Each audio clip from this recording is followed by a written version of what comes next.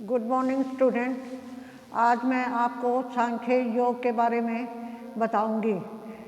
सांख्य योग, वैसे तो सांख्य दर्शन अलग है और योग दर्शन अलग है, लेकिन इनको जुड़वे के रूप में स्वीकार किया जाता है। सांख्य दर्शन भारतीय परंपरा में के अनुसार अत्यधिक प्राचीन दर्शन है। इसका उल्लेख उपनिषद महाभारत में भी किया जाता है। अगर हम सांख्य दर्शन के प्रवर्तक की बात करते हैं तो इसके प्रवर्तक महर्षि कपिल जी हैं। अब हम सांख्य के अर्थ पे, मीनिंग ऑफ सांख्य के पर विचार करते हैं। विद्वानों ने सांख्य के दो अर्थ किए हैं।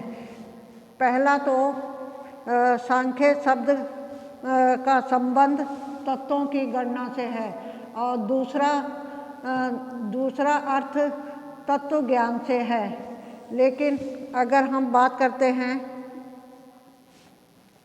क्योंकि सांख्य दर्शन को हम द्वैतवादी दर्शन भी कहते हैं, क्योंकि इसमें दो तत्वों को माना गया है, प्रकृति और पुरुष। प्रकृति जड़ है और पुरुष चेतन है।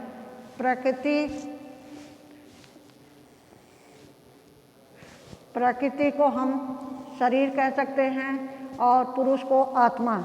लेकिन जब प्रकृति और पुरुष का जो आपस में संबंध होता है, रिलेशन होता है, उससे सृष्टि का निर्माण होता है। लेकिन अगर जब हम पुरुष जो प्रकृति को अपने आप से अलग समझने लग जाता है, अलग पार्थक्य ज्ञान हो जाता है, तब उससे तत्व ज्ञान की प्राप्ति होती है। यही हमारा सम्यक सांख्य का अर्थ होता है। गणना और ज्ञान दोनों अर्थों का प्रतिपादन करते हुए महाभारत में कहा गया है, सांख्यायाम प्रकुर्वन्ते चैव प्रकृति च प्रत्यक्षते तत्वानि च चतुर्विशात तेन सांख्यम प्रकृति तम। इस प्रकार से अगर हम सांख्य की बात करते हैं तो सांख्य दर्शन में 25 तत्वों की गणना की बात की गई है। 25 एलिमेंट्स की बात करते हैं। सबसे पहले अगर हम बात करते हैं, प्रकृति और पुरुष दोनों के निर्माण से ही सृष्टि का निर्माण होता है।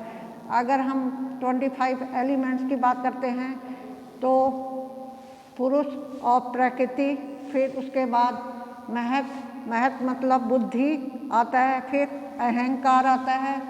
अहंकार के भी 3 प्रकार बताए गए हैं, सात्विक, राजस और तामस।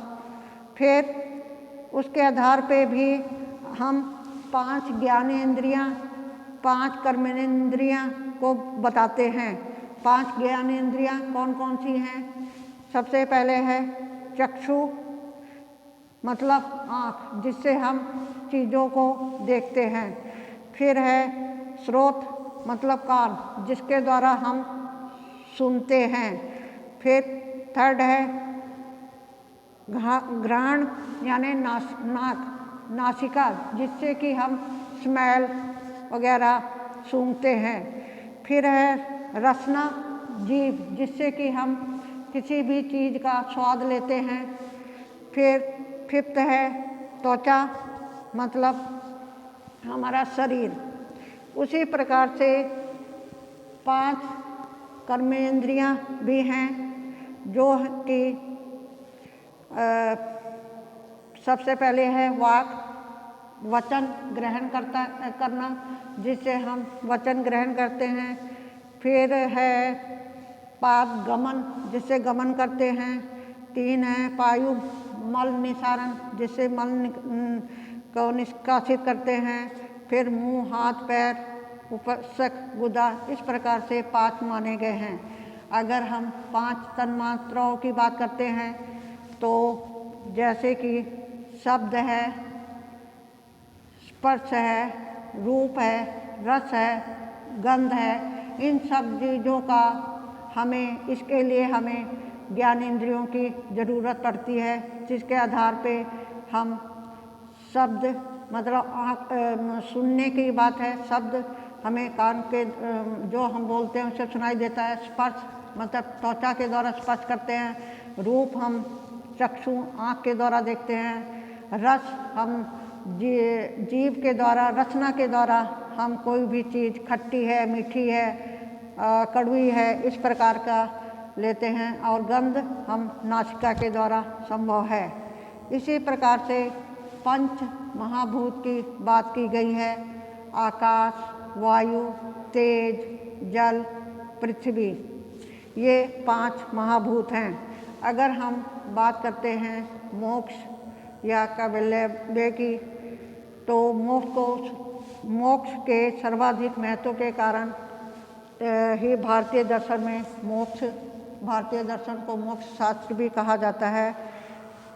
सभी आस्तिक और नास्तिक दार्शनिक में केवल 4 वाक्य को छोड़कर मोक्ष को परम साध्य, परम प्राप्य, निश्रेयस रूप में स्वीकार करते हैं।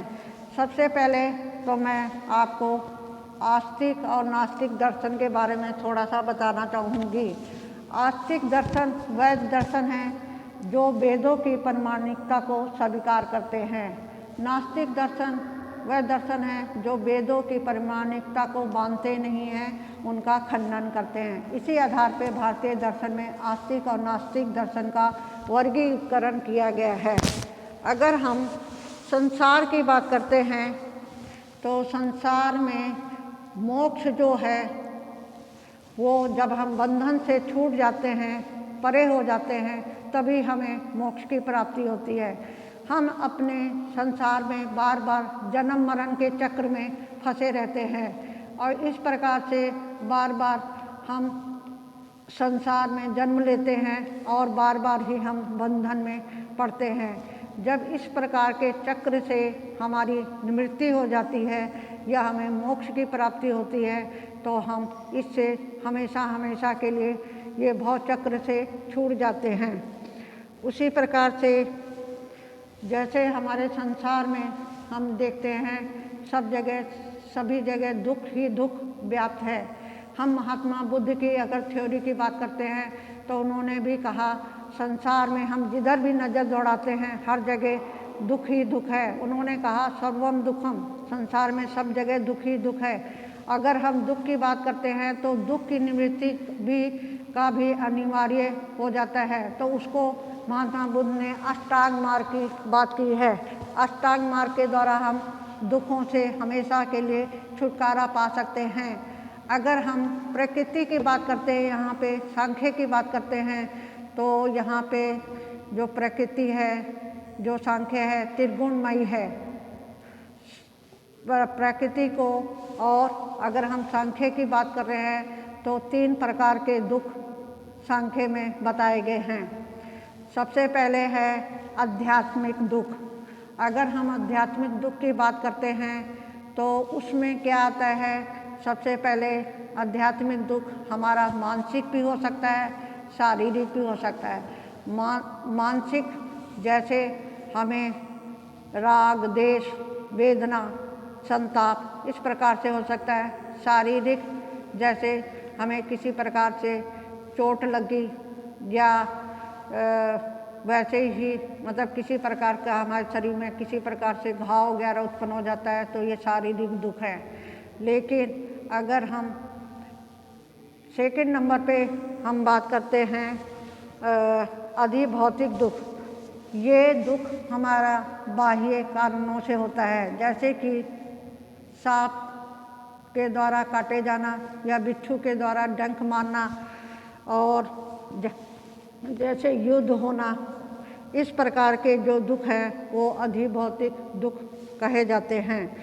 अधिदैविक दुख, ये दुख ऐसे होते हैं जो देवताओं द्वारा, यक्ष द्वारा, राक्षसों द्वारा, ग्रह द्वारा अतिवृष्टि, ओला होना, अनावृष्टि, आंधी तूफान भयंकर आना, ये सब दुख हमें अधिभौतिक दुख हमें प्राप्त होते हैं।